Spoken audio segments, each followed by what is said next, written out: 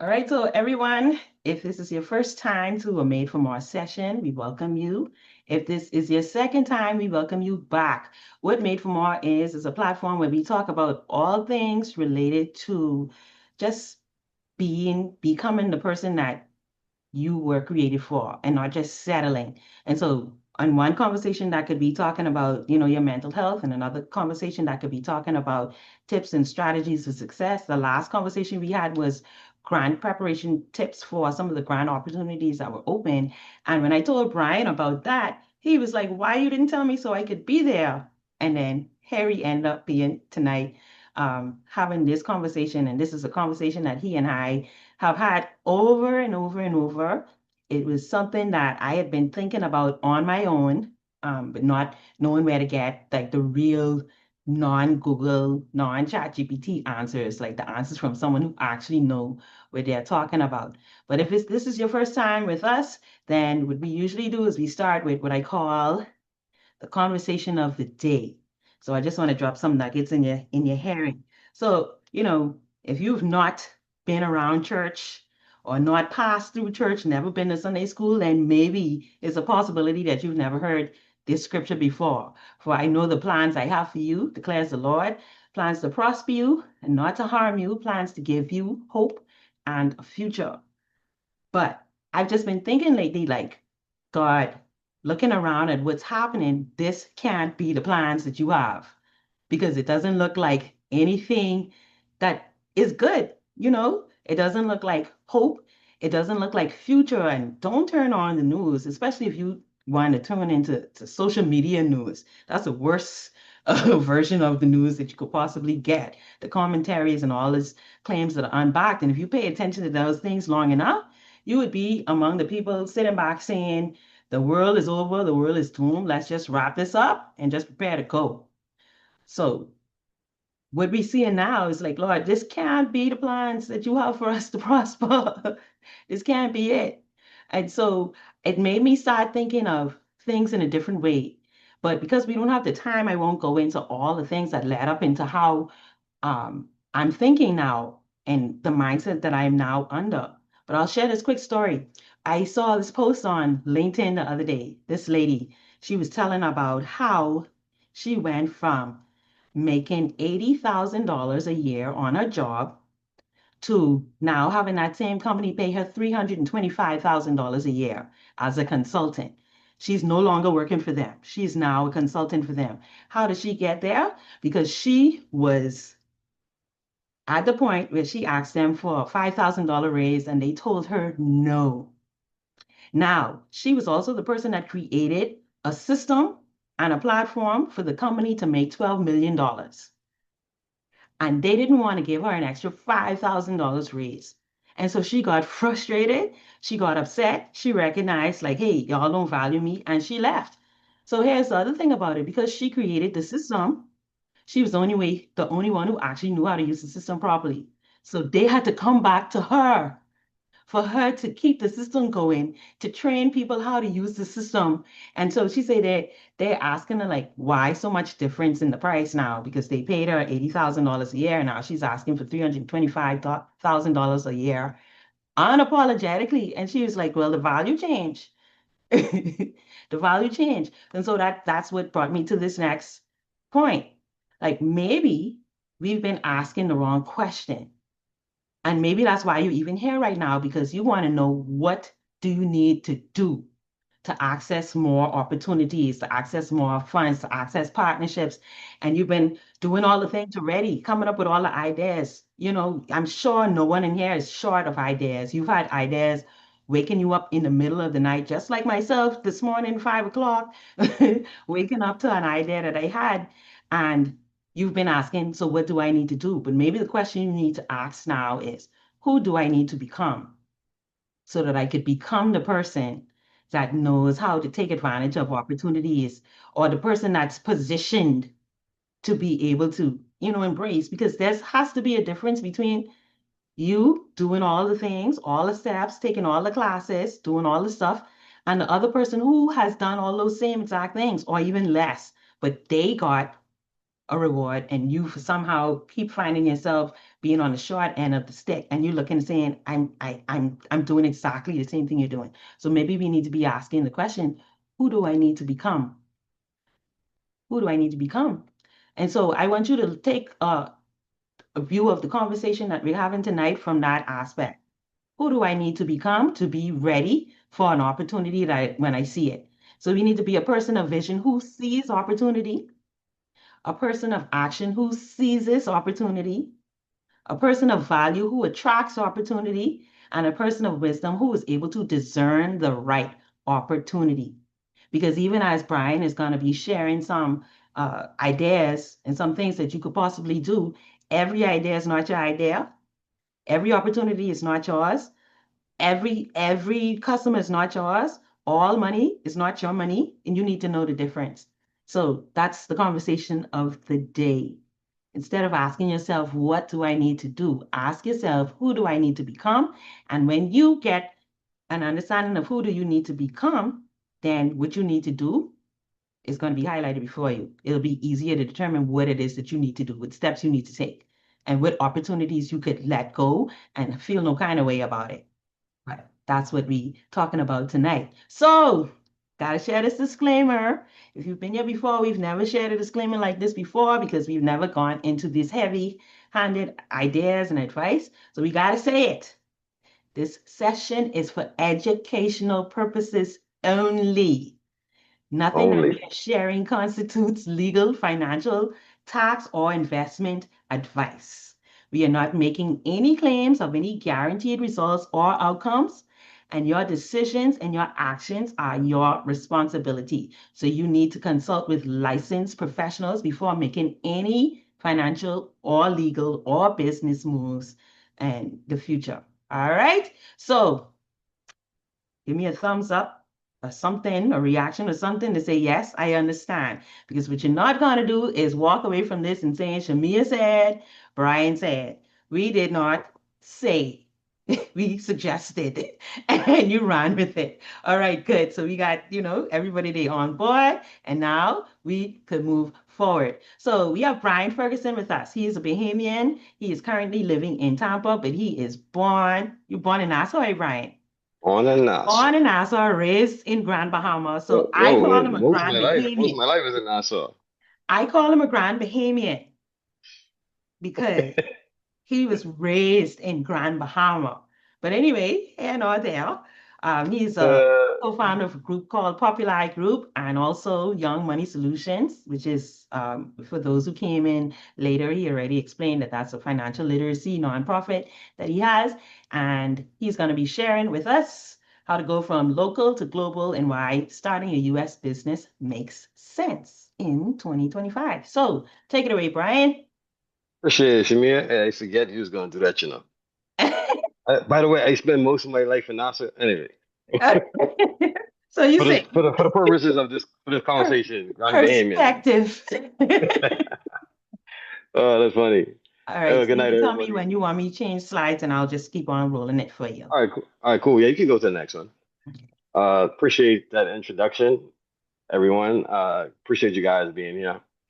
So basically, for the last maybe 10 years or so, maybe more than that, I've been having this exact same conversation with a lot of Bahamians because, as you know, we all Bahamians, right? There's always, you talk about tourism, banking. When the pandemic happened, we saw what happens when tourists start coming to the Bahamas. And one thing I've been saying for years is that we need to learn how to plug into other systems for income. So I've been having this conversation with people a long time about setting up businesses in the US. And I just sent Shamia a voice note today of someone I'm helping get this thing going. Well, when I typically talk to Bahamians recently, even more recent, a lot of times when they talk about U.S. business, it always come back to this one thing like, oh yeah, so let me get a bank account because I'm a taxi driver and the tourists want to tip me with Apple Pay and I don't have it, or they don't want to cash out me money, I don't have that. And that's kind of where most people kind of stop in terms of like setting up a U.S. business is like just for payment processing. But tonight, what they're trying to, my whole goal is to help you to realize that there's a lot more opportunities, a lot more reasons why you should consider setting up a business in the US. So The obvious ones. So we have on here is like, use Stripe and other processes. Like I said, most people that's what they want. But another reasons are to build global trust and credibility. And next thing is to operate in a business-friendly system. The United States of America literally is a big giant corporation. And then, of course, access to contracts and investors. So there's a lot of things and there's a little bit more things, but these are kind of like the core things that you benefit from having a US based company. All right. And by the way, when we finish this, we're gonna have a chance for Q&A. So if you have a question that come to mind when I'm going through this, you can put it in the chat and we'll address it afterwards, or just hold a thought. Okay. All right, you go ahead, Shamir. All right. So here's a look at some of the things you could do. So here's just a little bit of the flavors. So again, most people just thinking, all right, payment processing. A lot of times when we think about America, period, we only think about shopping or going to school, but it's like so much things we're missing. So if you had a U.S. business, you have some stuff you could do. You could buy and sell U.S. businesses. So you could actually start a business and somebody could buy it from you. You can get into dropshipping or e-commerce business. If you ever been on eBay or Shein, however you pronounce it, e-commerce, online services, invest in U.S. real estate. How many people have timeshares or have been to a timeshare? You know, you could actually invest in the U.S. real estate through your business. Franchises, you could purchase franchises. We're all familiar with the import export business, but you could also do import export between not just the U.S. and the Bahamas, but say the U.S. and China, for example. I'm just throwing it out there.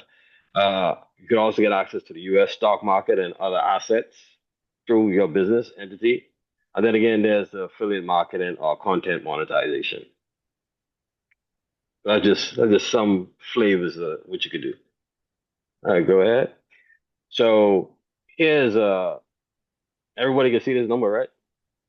Like, you gotta give me a thumbs up if you guys see the grand total on that, and I'll explain what that is. Let me get a thumbs up, right? And yeah, everybody gotta be awake for this part. All right, you got one thumbs up. Okay. So the city of Tampa resides in Hillsborough County, right? So Hillsborough County is not the biggest county in America. It's not the biggest county in Florida. So Hillsborough County school system, I don't know. Let me say this. I don't even know why they have this information public. I don't even ask me why I was looking for it. Like, I just be looking for stuff. So I found Curiosity. the account.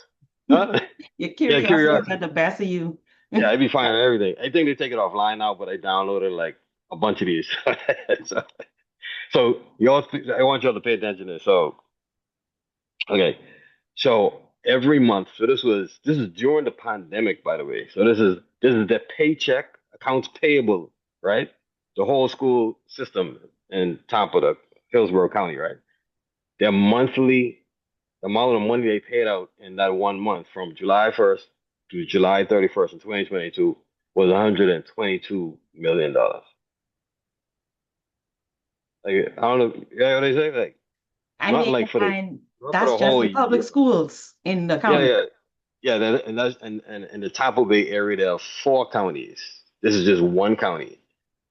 And in the US, this is one of the smaller counties. So what that means is that they paid, and again, this includes salaries, but when you look at the breakdown, and appreciate you, Mia, for for privacy purposes, put all that in there.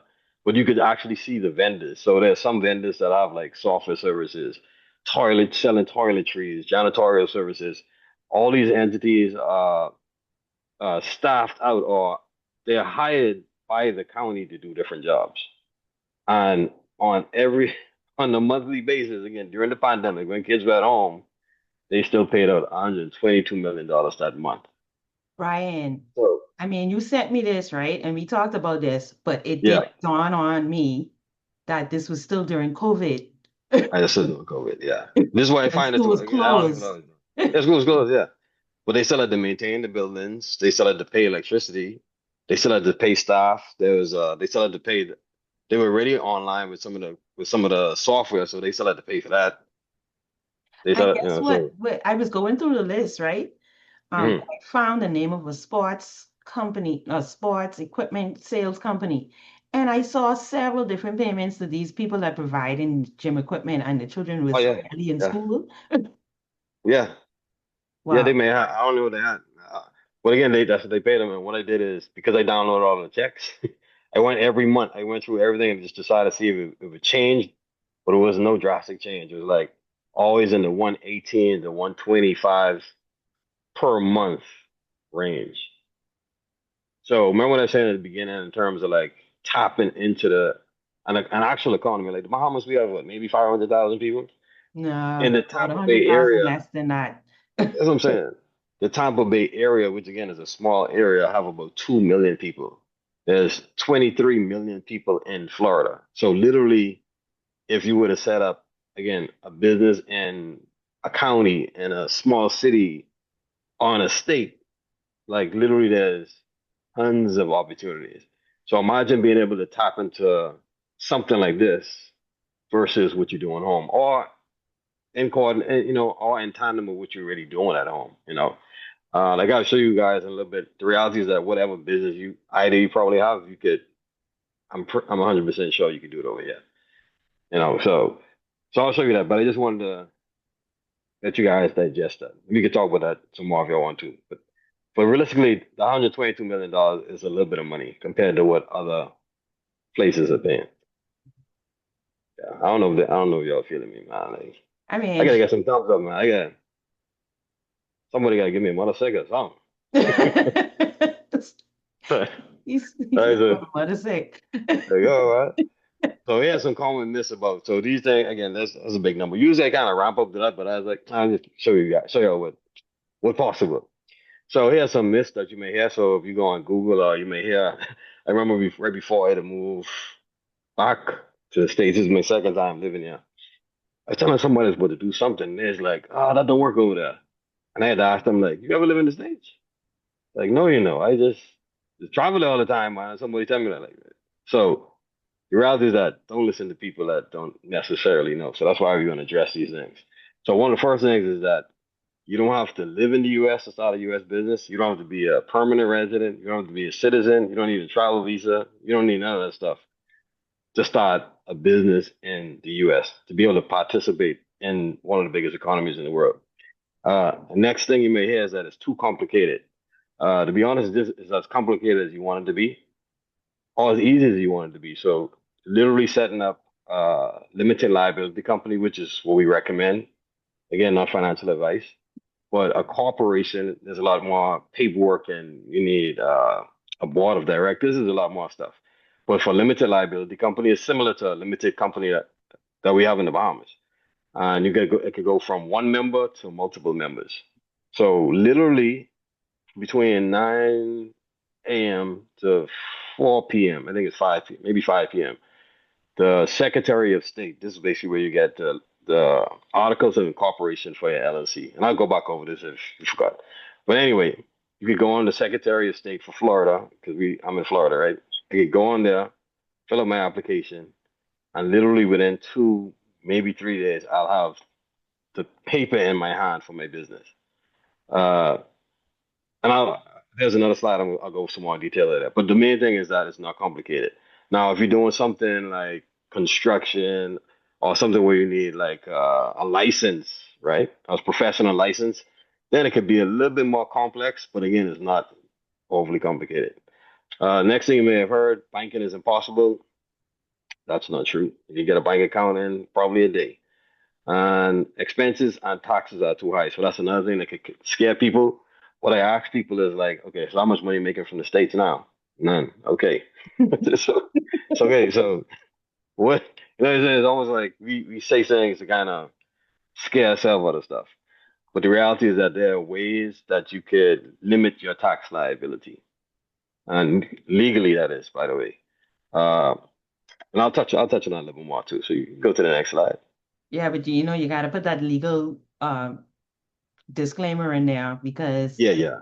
um I don't know if it's just maybe the people I'm around, but some people feel like you have to do under the table shady kind of All things in right. order to be able to to do No. this stuff or to be able to do Yeah. it and not get killed with the fees and the taxes because we don't Yeah. understand taxes and the tax system Yeah.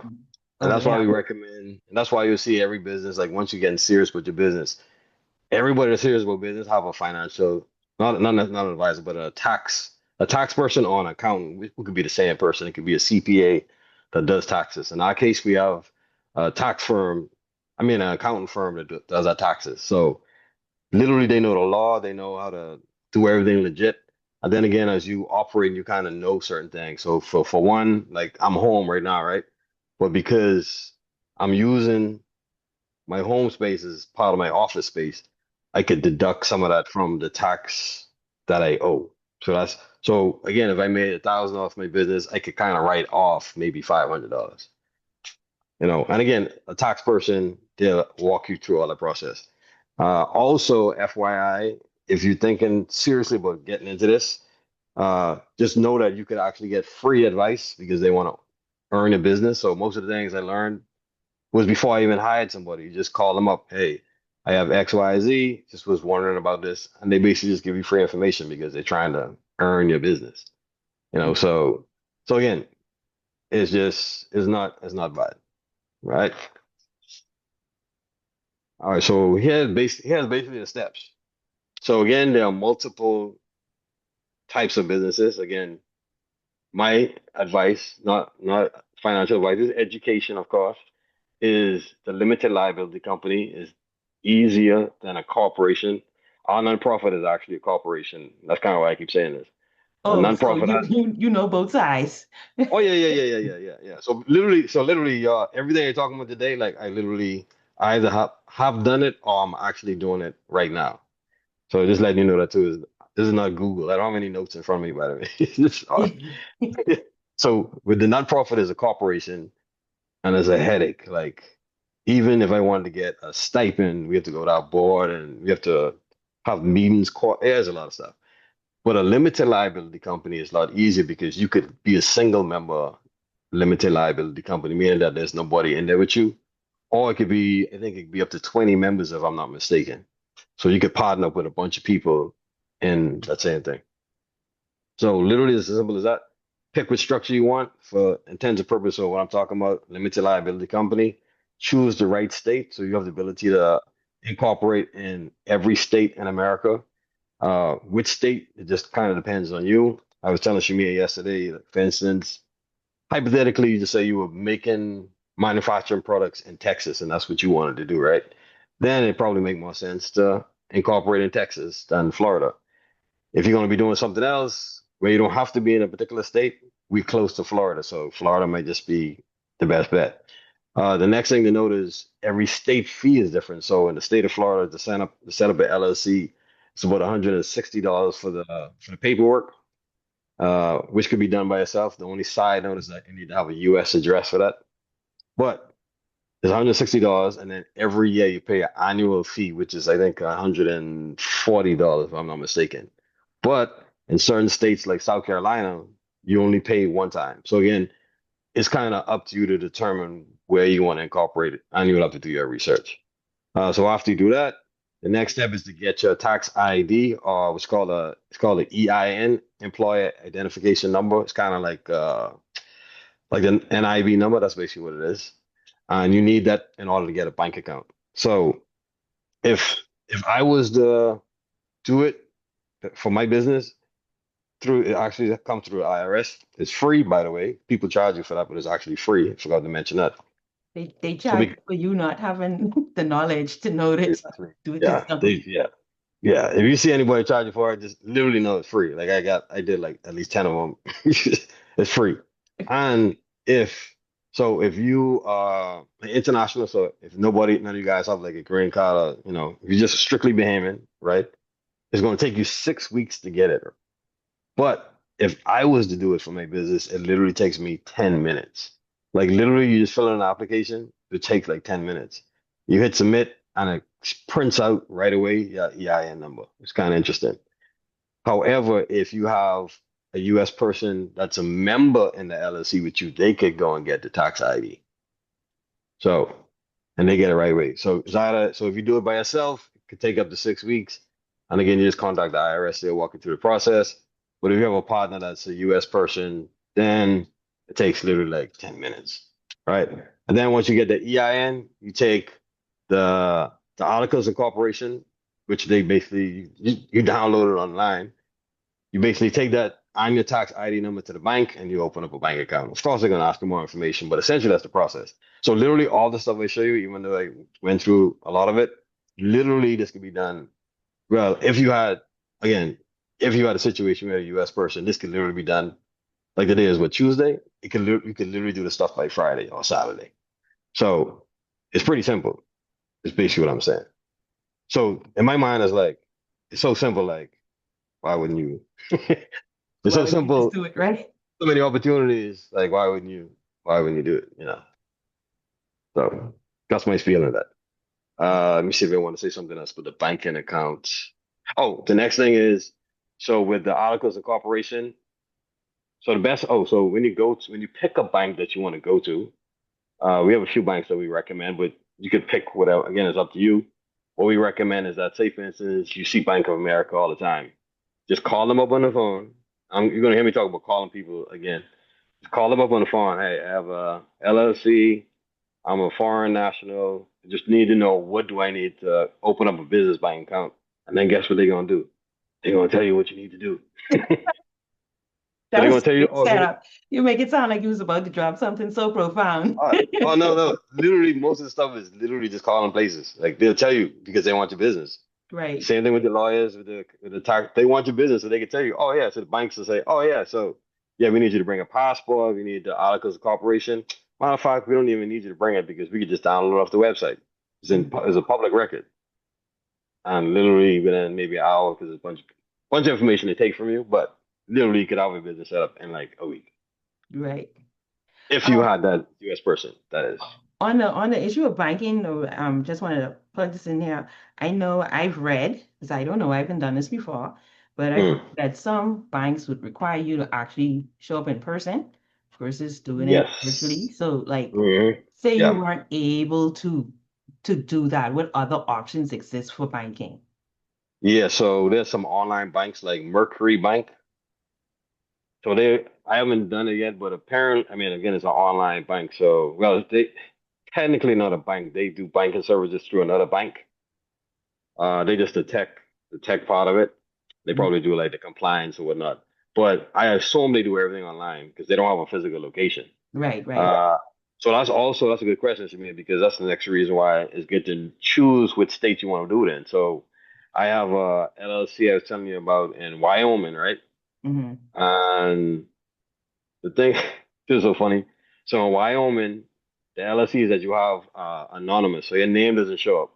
Like right now, if you go on the Florida thing, please don't do it right now. If you look up my name, you find all my it's public record, so you see my stuff. So we're like, okay, me and these other Bahamians, we're like, let's set up an LLC because we want to do some other stuff with it.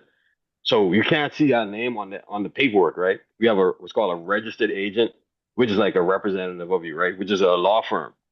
So I was like, oh, we wait a minute, like we can't go to Wyoming to open a bank account. Like, oh, we didn't want to go to Wyoming. So I was like, oh, you don't have to have a bank branch. You could open a bank account anywhere. They just need the articles of incorporation, right? Okay. So I went to Wells Fargo here in Florida. So I was like, okay, yeah, I could set it up here, and then it's all good, right? I went to the bank, and guess what? He was like, where's the articles of incorporation? And I was like, oh yeah, just look it up online. So we look it up online, and guess what? Blog. Because it's anonymous. You can't see my name on it. And I did business with him before. He's so funny. He's like, wait a minute, but that's what you want, right? I was like, yeah, but would it stop me from getting a bank account? Right. We had to produce some other forms, like so we had to produce some other forms. But here's the thing: we got the other forms, but because it was a multiple member LLC, two of us it needed to be two of us that represented. We needed 50% or more ownership present. So one of the guys live in Nashville. I live here, so we couldn't even open a bank account. So I went around all of to show you that it does make a difference where you bank and which entity you choose for that. So in our scenario, we have an LLC, but we don't have a bank account for it because again, the one we wanted, we had to actually be, we have to go in person to open it. Wow. So that's even eye-opening because like you said about choosing the right state, and Hmm. you could easily get caught up if you don't know how to understand the information you see, and you just go and pick the state with the cheapest fees, Exactly. not realizing the limitations it could pose on you Right. based on what you're trying to do. Yeah. Also, depending on what state you in. So again, say the Wyoming LLC, right? If we got business from Wyoming, now I may have to pay taxes in Wyoming. Eh, So so that's I don't know much why. about the U.S. states, but I would be hoping like Wyoming is a Oh, nobody go to far Wyoming. Don't enough worry away about it. that nobody knows. Yeah, nobody, nobody go to Wyoming. So That's you said why. Wyoming is good for privacy when you want to keep your details Yeah, out the street, private. out these Yeah, yeah, streets. yeah, yeah, yeah. Yeah, And the thing is, go with these ahead. LLC, I was gonna say, and the thing is, these things so complex. They could get so complex. So technically, you could create an LLC in Florida, right? Hmm. That owns an LLC in Wyoming. Hmm. Yeah, so it could get pretty complex, but essentially, you could kind of, within reason, you could do a lot of different things. But as you said, it comes down to what it is you're trying to do, what industry Exactly. you're in, what you're trying to accomplish. And also, Exactly. like you said, information is available. So it's not like you're out here trying to make these decisions. Well, you shouldn't be out here trying to make these decisions on your Exactly. own. Because Right. the Exactly. system exists to help you to succeed in it. It's not Exactly. working against you. So the agents, the specialists and all these different people are in place to actually help Yeah. you. Yeah. And I like something else you said earlier too about I was thinking things are expensive, but then you like, yeah, but what you told me, like if you made $50,000, paying $2,000 for an expert shouldn't be that hard of a decision to make. Like you shouldn't be Exactly. pinching pennies that bad, where you're willing to Yeah. just go out there on your own, not knowing what you're supposed to be doing when you could just hire the people, the That person. professionals. Right. And the best part about it, like I say, a lot of times they give you free information anyway. Just I the cost of filling it out, you getting educated, right? yeah. They just actually, I mean, you sit down, like, I mean, and the cool thing about how they do business here is that, so in the Bahamas, if you got $50 in an account, they're looking at you like you're a bum. Over here, you open up your account with $20 and they roll a direct copy to you. Like it's kind of, They see the it's potential, like. yeah, yeah, it's interesting. Like they literally, like I have an account was like I got $10 in there, but when you go in there, hey, Mr. Ferguson, how you doing? So it's like they again they want you to succeed because Right. if you succeed, they succeed, and they understand that. That's good. That's really good. That's really good because Mhm.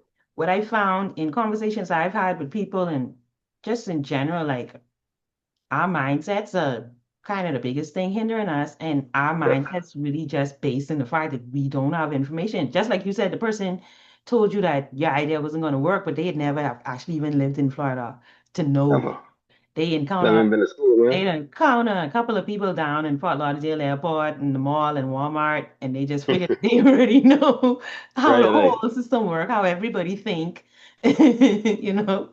Yeah, yeah, yeah. So yeah, is that the mindset is the biggest challenge we have because again, I mean, what we talking about right now, most people ain't talking about. Most people talking about Black Friday next week and they're about to buy a TV. Oh man, Versus I'm talking about like you actually setting up a shop and you selling the TVs. yeah. Um, it's just anyway. I don't want us them to see how we go when we get in our back and forth conversations because we would Oh yeah, no, no, take yeah, away yeah, from no. them the Oh yeah, ability yeah. to ask their questions or to post information that they have. And I know you got to be gone soon because you got something else to do. So let me stop talking so much. Let us stop talking so much to give other people a chance to ask their questions. You can feel free to come off mute or to type in the chat what your question is. And I am going to just give you some more information as we go, as we wrapping up the information side of the session. So you cannot blame the coach if you didn't get in the game. Brian right now is coaching like an NBA coach. You're saying like no little night league coaching he's giving us right now. He actually has experience on the court, dealing with people from all over the place. If you get a chance to actually talk to Brian some more one-on-one, you would find out how many people he's actually been connected to and how much mistakes he made and learned from so that you don't have to do the same thing because Hmm. he's not new to the game. So if you don't use the information he's given or the information that's available, then you can't say the system doesn't work for you. So that's what I always ask at the end of a Made for More session. What is next for you? What's your next step going to be? What are you going to do next with the information that you have? Maybe you need to have some more conversations or do some more research, or maybe you are at the position where you're just ready to act on have what you have planned. Maybe you're just ready to take the next big leap. So here's some things I'm going to give you as some things that you could consider for moving on to your next step. And the first thing I'll say is you need to keep the conversation going. Don't let it stop right here. Have as many conversations as you need to have. Call as many people as you need to call because they're giving you the information for free. And if you wanted to know, oh, Brian, that's what we didn't get into, so maybe we could do that. We're supposed to show how to find those contract opportunities.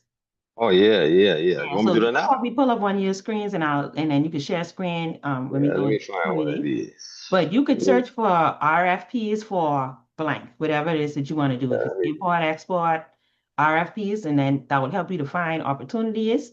Or if you want to know who to talk to find out things related to staying compliant, tax related information, legal information, you could search tax services or legal services or whatever services for foreign owned businesses.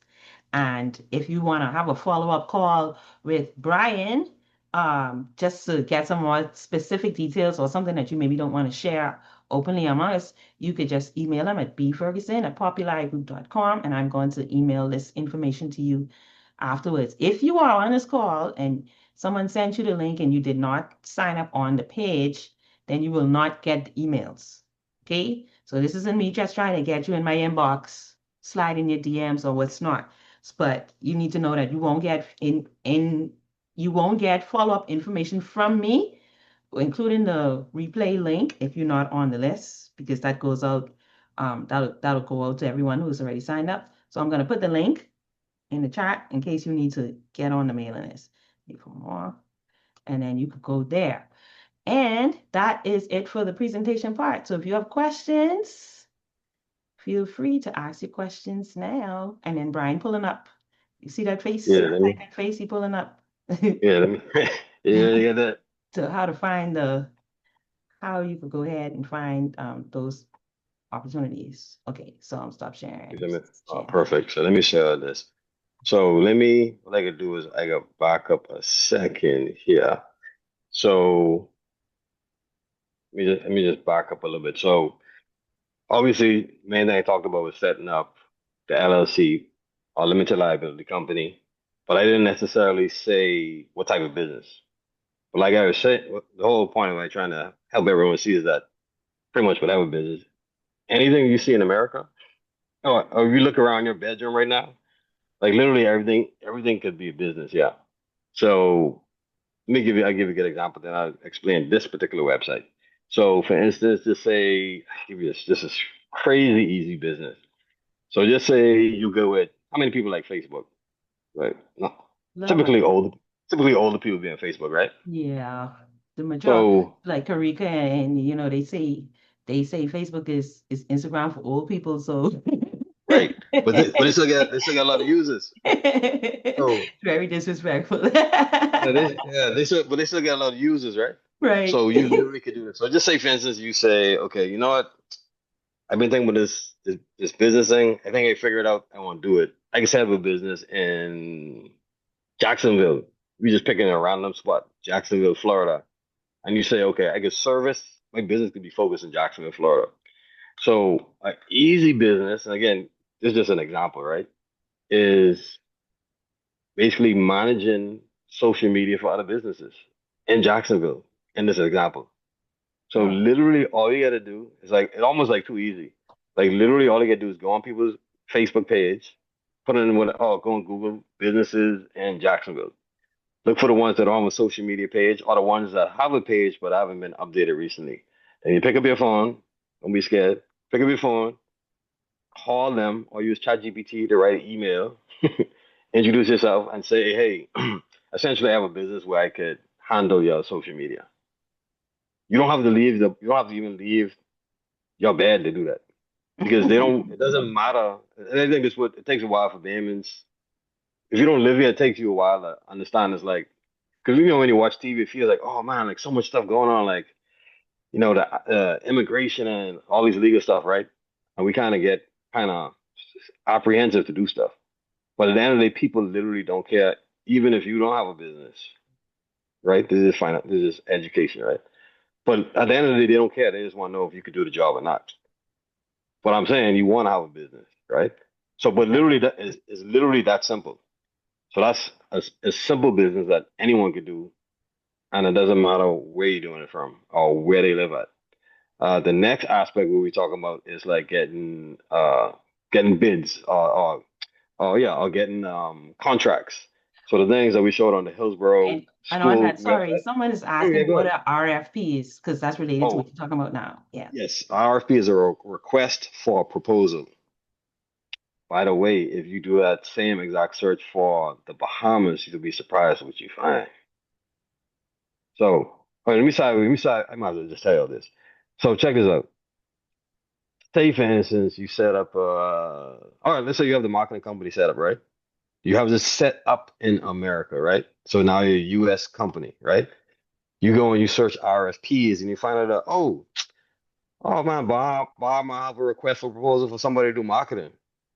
That's true. Celebration Key, when they was looking for vendors, that's what they was asking Exactly. Right. for And requests for 2 to 1, proposals. exactly. 2 to 1, they probably didn't hire Bain& Company, right? I think they have a certain amount that they have to, and so If Bahamian they have companies to. did get, because it would have been things that you would have to be here to do. Certain some of the things that they put out there. Right, but check this gangster part. That's what I'm saying. So imagine your US company put in a bid for it. Mm. I just yeah, And you could do it that's at a not. whole different scalability Yeah, level. you could do you just be starting to go down the rabbit hole. But Yeah, so I can this bring the it back this to the part no, where but it's end no, but I up just have this to show that. I just have to where show. me So and Brian again, end up chatting until 12 o'clock. yeah, I just y'all got to feel this. So check this out. And the exact same thing. So say Celebration Q is looking for marketing agency, right? No, they was had You'll remember RFPs for all kind of stuff. RFPs. Okay, yeah, Yeah. that's what I'm saying. Yeah, so you just pick one. So just say they had marketing. Now instead of you Bahamian Home putting in the RFP, your US entity could put in the RFP. Hmm. So I just so that's it's like you could do stuff like that. You know what I mean? So that's just like a little bonus tip or whatever. So Right. that's what the RFP is, request for proposals. And again, everybody have them. So the Hillsborough County thing we showed, all of the all of the government entities have these things that you can bid on, Hmm. as well as construction jobs and whatnot. So here's just a website. I just Google this quick, Construct Connect. This is basically like one of those websites where you would find like the different opportunities for you to bid on. And basically, once you sign, more likely you got to pay for this. But they do have some uh, they're free opportunities that allow you to bid. And then through that process, they tell you what you need. Again, they tell you what you need. So they tell you, oh, you actually need insurance. Oh, you actually need to have licensed contractors, stuff like that. But the whole thing is that they walk you through the entire process. When they were updating the Tampa airport a few years ago, they do this all the time, by the way. Whenever they have these big projects, they have these symposiums or these meetings before they actually start the project. So again, if you had a US based business, you could literally just come to one of those events, network with people, and then get your name in their Rolodex. That's a whole word, but you know what I mean. That's a anyway. Let me get to some of these questions that you have Yeah. So because let me stop sharing. Let me something stop sharing. something something important that I forgot to ask you to mention. Someone is saying, would you suggest as a lucrative business for a beginner so that they can start earning income to save towards a bigger project? But I want to Mm, tag on to another question they asked, because this is really, really important part. She yeah. said, what about businesses for people who are unable to travel to the US? Oh yeah. So this is what everything. Oh my bad. Sorry, I didn't say this before. Literally everything I'm talking about is you doing in the Bahamas because Right. legally. legally you can't you can't operate, you can't work for your business here legally. So everything I'm talking about is talking Yeah. about doing it right from your couch eating Kong salad. So let's no, Yeah. let's break that down though, because Right. that's important. The All right, fact let's that break you that down. cannot legally, you can't operate. So there's a difference between what the US calls um income that's generated, no, or work that's done in the States, or income that's Yeah. generated there. So say for example, I do paid classes, right? Virtually. Right. Right. Technically and legally, for me to have the Zoom class where I paid people to come, I cannot sit in the United States and have the class. Right. Right. Technically. So if I Technically, see the air quotes. legally, I cannot Yeah. do that. Exactly. It's so anything that I do, I have to be outside of the US to do it as a Right. non-resident. And Right. if I needed something done in the United States, then I need to contract somebody else out who could legally work in the United States or a different company in the United Right. States Exactly. or employ somebody to actually do the movement and to do the work. So I Right. can't get paid for anything that I do while I am in the US. So I have to be Right. outside the US in order to be able to perform the service. But like he's saying, most of the things we do, you could operate from outside. So, like what you were Yep. asking about, what can you do easily?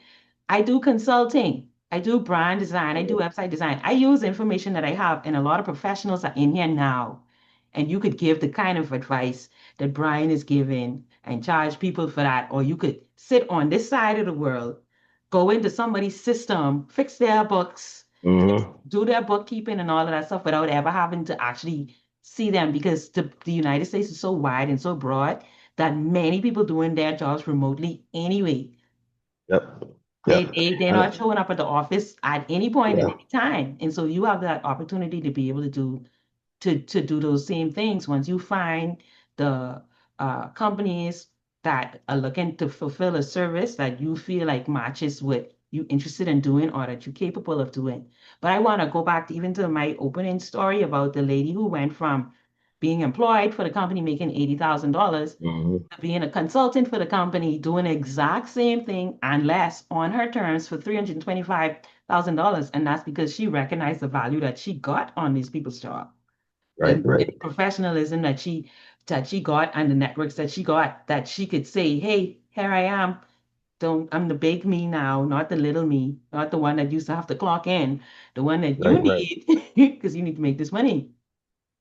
Right. Right. Will it be a Oh, I see. USA business with a Bahamian bank account? No, because it's a foreign No. bank. It's a foreign bank. It's a Yeah. US Yeah. bank. Yeah. Yeah. And the thing is, again, so the whole goal is to you want to have the U.S. bank account because you have access. The main thing, the main reason you want to have, well, yeah, the main reason you want to have a U.S. bank account is for the access. Because Right. technically, so you're what me just talked about in terms of to say she does consulting, right? So realistically, she don't need to set up a U.S. business to do business over here. She could still call people over here and offer the services, and they just pay her in U.S. and Bahamian dollars. And that's a But challenge in itself. Getting exactly, paid, what getting paid through exactly, our limited exactly. availability options now. Exactly. Right. Exactly. And then just for the fact of so again, when somebody hears that, oh you live in a you're a Bahamian company, then the value kind of go down, the expectation, like, oh, I could just pay whatever.